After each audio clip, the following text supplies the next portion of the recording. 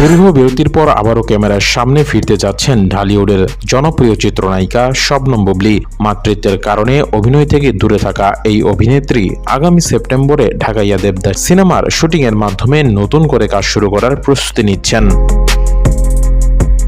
ঈদে তার অভিনীত একাধিক সিনেমা মুক্তি পেলেও প্রচারণা কিংবা জনসম্মুখে খুব একটা দেখা যায়নি বুবলীকে। কন্যা সন্তানের জন্মের পর সন্তান ও নিজের শারীরিক সুস্থতার দিকেই বেশি মনোযোগ দিয়েছেন তিনি। এবার সেই বিরতি কাটিয়ে অভিনয়ে ফেরার সিদ্ধান্ত নিয়েছেন এই নায়িকা। ঢাকাইয়া দেবদাস সিনেমাটিতে বুবলীর বিপরীতে অভিনয় করবেন আদর আজাদ। পুরান ঢাকার ভাষা, সংস্কৃতি ও জীবনযাপনকে কেন্দ্র করে নির্মিত হচ্ছে ঢাকাইয়া দেবদাস। সিনেমাটিতে আদর আজাদকে দেখা যাবে একজন শিয়া যুবকের চরিত্রে, আর বুবলী অভিনয় করবেন একজন সুন্নি তরুণীর ভূমিকায়। চরিত্রের প্রয়োজনে দুজনকেই উর্দু ভাষায় সংলাপ বলতে হবে।